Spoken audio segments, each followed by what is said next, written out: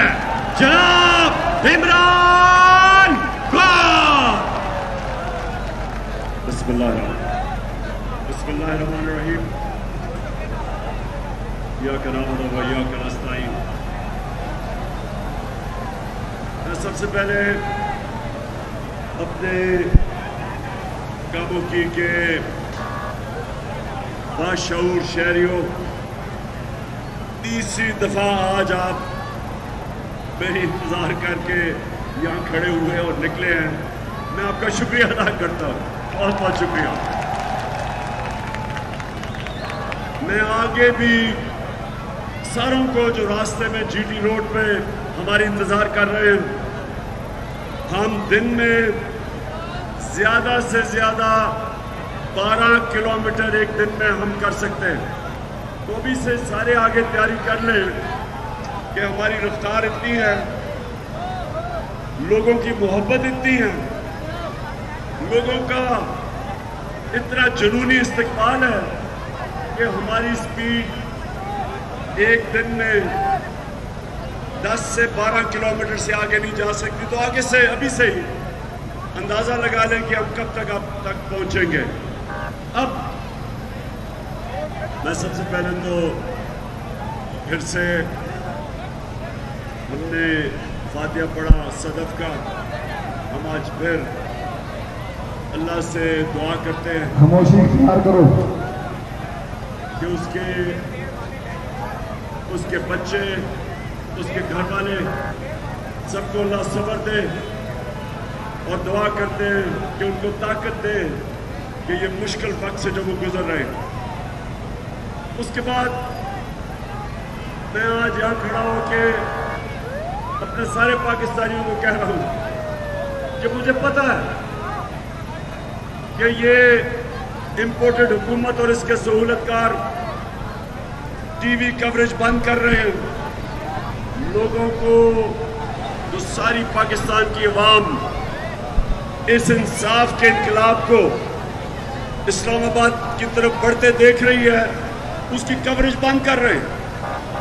लेकिन कोई फिक्र नहीं, सोशल मीडिया, हम अल्लाह का शुक्र करते हैं, सोशल मीडिया की वजह से सबको अपने मोबाइल फोन के ऊपर नजर आ रहा है कि ये इनकलाब कितनी तेजी से इस्लामाबाद की तरफ जा रहा है। मैं पहले आज सबसे पहले मैं ये जो सिकंदर सुल्तान इलेक्शन कमिश्नर, मैं तुम्हारे से मुखातिब हूं आज, तुम्हारे से बड़ा 2 नंबर आदमी कभी इलेक्शन कमीशन में नहीं बैठा जितने तुम हो।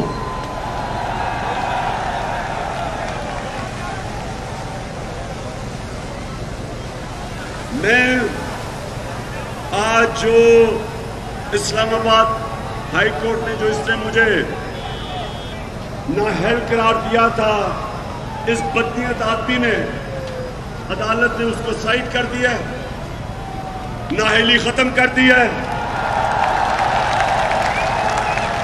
क्योंकि इस बदनीयत आदमी ने एक तो ये नून लीग शरीफ खानदान का घर का नौकर है, और दूसरा इसको पीछे से भी इंस्ट्रक्शंस आ रही हैं, और मुझे पता है पीछे से कौन इसको पुश कर रहा है, क्योंकि इस गीदड़ में तो कोई दम ही नहीं था ये करने का। और मैं आज अनाउंस कर रहा हूं कि मैं इसके ऊपर 10 अरब रुपए का हर्जाना करने लगा हूं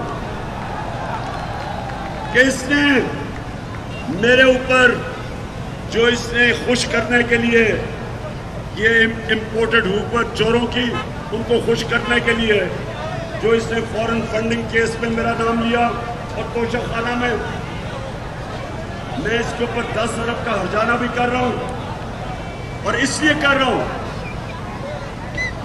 कि इसने सवाल उठाया मेरी दयानतदारी पे।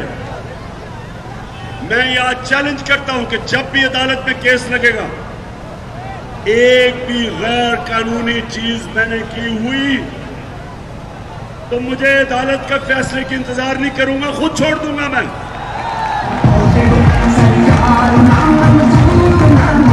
तो ये मैं आज पहले तो अनाउंस कर रहा हूं कि 10 अरब रुपए का हर्जाना इसलिए कर रहा हूं कि शौकत खानम हर साल उसके लिए मेरे नाम पे और अस्पताल की रेपुटेशन पे हर साल 9 अरब रुपया इकट्ठा होता है गरीब मरीजों के इलाज के लिए। और दूसरा नमल यूनिवर्सिटी के लिए, उसके लिए मेरे नाम पे पैसा इकट्ठा होता है कि गरीब 95% बच्चे स्कॉलरशिप पे पढ़ते हैं, मुफ्त पढ़ते हैं। अल कादर यूनिवर्सिटी शुरू की, उसमें 100% बच्चे मुफ्त पढ़ते हैं। तीसरा, एक शौकत खानम हॉस्पिटल बन रहा है, पेशावर में बन चुका है, वहां 75% मरीजों का मुफ्त इलाज है। लाहौर में मुफ्त इलाज है शौकत खानम में, और सबसे बड़ा कराची में शौकत खानम बन रहा है, जो कि वहां सारे सिंध और बलूचिस्तान के कैंसर के मरीजों के लिए बन रहा है। इसलिए क्योंकि इसने मेरी दयानतदारी के ऊपर सवालिया निशान किया, और ये जो इसने फैसला किया, इसलिए मैं इसके ऊपर हर्जाना करूंगा। और सिकंदर सुल्तान, ये जब तक मैं तुम्हें अदालत में नहीं खड़ा करके तुम्हारे से पैसे नहीं निकालता और वो फिर शौकत खानम को दूंगा जो तुम्हारे से हर्जाना निकालूंगा, कि आगे तुम किसी के कहने पे लोगों के ऊपर उनकी रेपुटेशन इस तरह ना बर्बाद करो। दूसरी चीज, आज कुरम के लोग खैबर पख्तूनख्वा में ना मैं वहां इलेक्शन कैंपेन करने गया, 3 दफा मैंने जलसा करना था, वो कैंसिल करना पड़ा। सारी पार्टी से इकट्ठी एक तरफ, मेरे खिलाफ सारी ये चोरों का टोला एक तरफ मिलकर इलेक्शन लड़ रहे थे। और कुरम, मैं आपको सलाम करता हूं कि तकरीबन दुगनी लीड से जो फेंटा लगाया।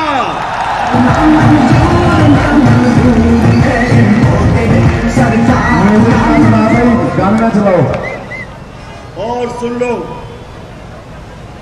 अब मैं उन लोगों को पैगाम दे रहा हूं जिन्होंने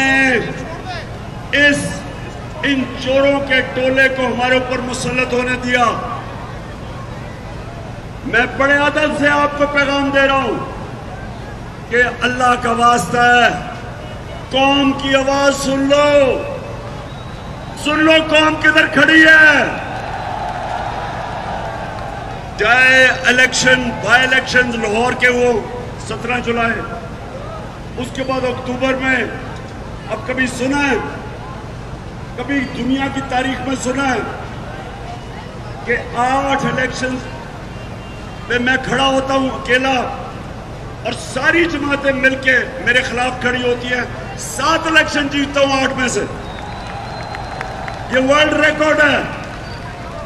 और वो जो कराची में पीपल्स पार्टी जीती, मैं ये आपको लिख के देता हूं कि पीपल्स पार्टी धांधली स्टेट मशीनरी के बगैर एक इलेक्शन आज नहीं जीत सकती, क्योंकि जब से ये बाप बेटा आए हैं, बाप दुनिया का सबसे बड़ा डाकू और बेटा देसी वलैती जो अभी तक उर्दू नहीं बोलनी आई, उसे उर्दू बोलता है जैसे अंग्रेज उर्दू बोल रहा होता है। मैं आज इन सबको मैसेज देना चाहता हूं जिनके पास एक पावर है। शहबाज शरीफ के पास कोई पावर नहीं है। टिक्की में छुप के जो आर्मी हाउस जाता था, उससे क्या बात करनी है। गोरे को देखता तो उसके जूते पॉलिश करने शुरू कर देता। बर्तानिया के एम्बेसडर को प्राइम मिनिस्टर जा रहा है एम्बेसी में और उसके मुंह में केक डाल रहा है। शहबाज शरीफ, सारी जिंदगी तुमने क्या किया? जो ताकतवर होता है उसके जूते पॉलिश करते हो, और जो कमजोर होता है उसके ऊपर जुल्म करते हो। तो तुम्हारे से मैंने क्या बात करनी है? मैं तो पैगाम उनको दे रहा हूं जिन्होंने तुम्हें इजाजत दी ऊपर बैठने के लिए, कि आज भी देख ले कौम खड़ी किधर है। कभी भी अवाम के खिलाफ मुल्क की इस्टेब्लिशमेंट नहीं खड़ी होती, क्योंकि अवाम और फौज मिलकर मुल्क को मजबूत करते हैं। आप इन चोरों के साथ ना खड़े हो। जो इनके साथ मिलेगा, जो भी इनके साथ मिलेगा, वो इन्हीं के साथ रंगा जाएगा। लोग इनसे नफरत करते हैं, और हम पाकिस्तानी कौम, हम भेड़ बकरियां या गाय भैंसे नहीं हैं, हम इंसान हैं। हम वो कौम है जो मोहम्मद मुस्तफा सल्लल्लाहु अलैहि वसल्लम की उम्मत है। और मेरे नबी ने हमें कुरान के अंदर जो अल्लाह ने हमें हुक्म दिया, अमर बिल मारूफ व नही अनिल मुनकर, हुक्म है अल्लाह का कि अच्छाई और हक के साथ खड़े हो और बुराई और जुल्म का मुकाबला करो। कामों की सुन लो। साहब में सारा लड़का भी मौजूद है। सुन लो, पहले सुन लो मेरी बात। अल्लाह ने तुम्हें इजाजत न्यूट्रल होने की नहीं दी।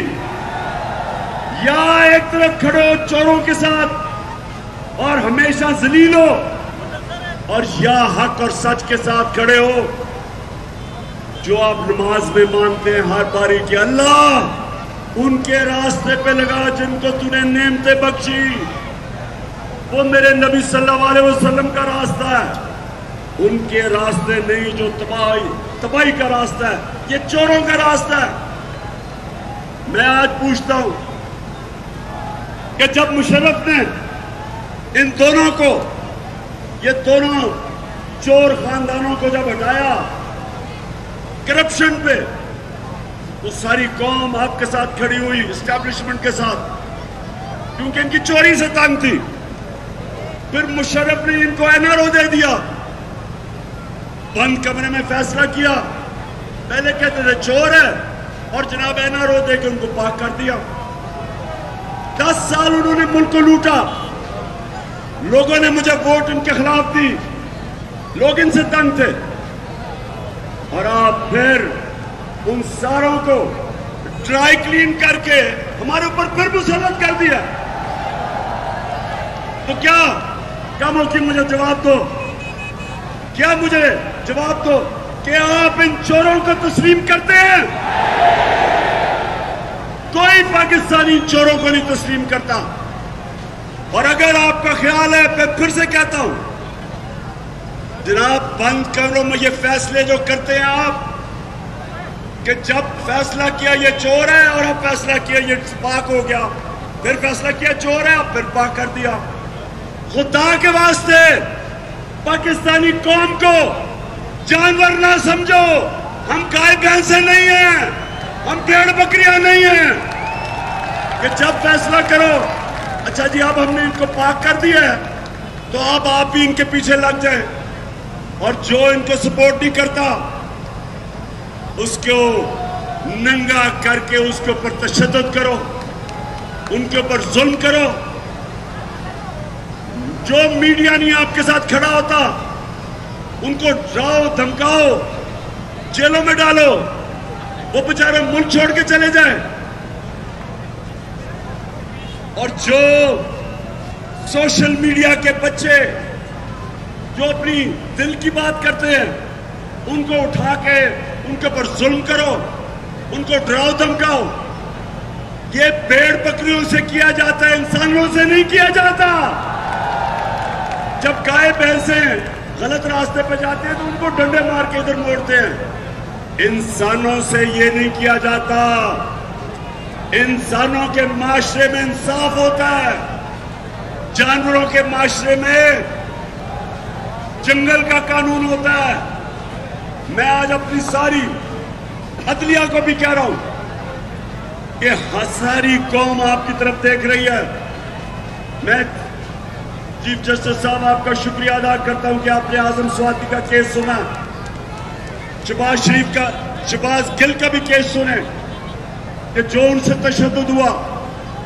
और मैं ये चाहता हूं कि ये जो मोहित पीर साहब मुल्क छोड़ के भाग गया, साबिर शाकिर छोड़ के चला गया, सुना इरशाद भट्टी उसको निकाल दिया। जो तनकीद करता है, क्या वजह है कि उनको धमकियां दी जाती है?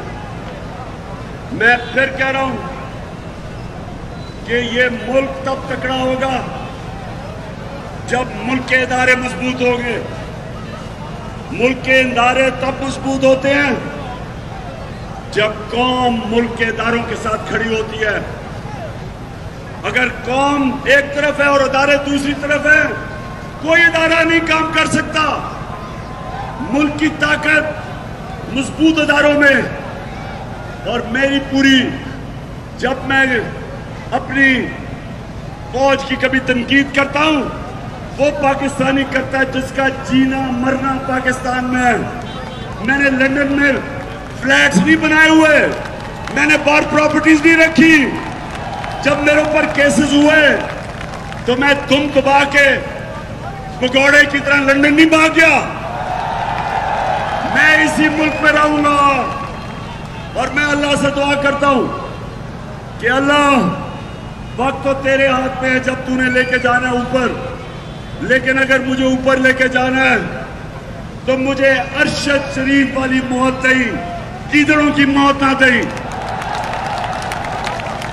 मैं आज सारी पाकिस्तानी कौम को अब कह रहा हूं कि ये है फैसला कुल वक्त। इंसाफ आपको आजाद करेगा। जब तक जुल्म का निजाम होता है, जानवरों का मुआशरा होता है, जंगल का कानून होता है। आपने सारों ने मेरे साथ निकलना है। आपने सब ने, जब मैं वहां पहुंचूंगा इस्लामाबाद, आपने सब ने मेरे साथ इस्लामाबाद पहुंचना है। जिसके पास मोटरसाइकिल है, साइकिल है, गाड़ी है, चिंची है, अगर वो नहीं है तो पैदल आ जाओ, लेकिन आओ सारे। ये आजादी की जंग है। आजादी की जंग में कुर्बानियां देनी पड़ती है। जब पाकिस्तान बना था, लाखों लोगों ने कुर्बानियां दी, इसलिए अंग्रेज से हम आजाद हुए। और अब वक्त है कि इन चोरों से आजाद होना, और वो होगा जब हम यहां कानून की बालादस्ती कायम करेंगे, जो मेरे नबी सल्लल्लाहु अलैहि वसल्लम ने सबसे पहले मदीना की रियासत में अदल और इंसाफ कायम किया। क्योंकि पहले अदल और इंसाफ आता है, फिर खुशहाली आती है। जिस कौम में इंसाफ नहीं होता, पर खुशहाली नहीं होती। जब तक हम इस मुल्क में ताकतवर डाकुओं को कानून के नीचे नहीं लेके आएंगे, ये मुल्क आगे नहीं बढ़ सकता। और ये है, इसको कहते हैं इंसाफ की जंग। तो सारे ने अब हाथ उठा के मेरे साथ हल्फ लेना। हाथ उठा के मैं यहां से पढ़ूंगा, आपने वहां से रिपीट करना है आवाज़ बुलंद, इतना ऊंची आवाज में है कि यहां आप हल्फ लेंगे, आवाज लंदन तक जानी चाहिए, ठीक है? बिस्मिल्लाहिर्रहमानिर्रहीम। ऊंची आवाज में हम हल्फ उठाते हैं कि हम पाकिस्तान के आइन की हमेशा पासदारी करेंगे। हम पाकिस्तान की खुदमुख्तारी और आजादी का तहफ़्फ़ुज़ करेंगे कि हम कभी भी अल्लाह के सिवा किसी के सामने नहीं झुकेंगे। और हम हकीकी आजादी इस जिहाद में आखिर तक इमरान खान के साथ जदोजहद करेंगे और हर किस्म की कुर्बानी के लिए तैयार रहेंगे। अल्लाह हम सबका हामी और नासिर हो, आमीन। क्या हम सब खान साहब के साथ जाने के लिए तैयार है? तो ठिका दें खान साहब। फिलहाल इजाज जबरदस्त, बहुत बहुत भाई मेरा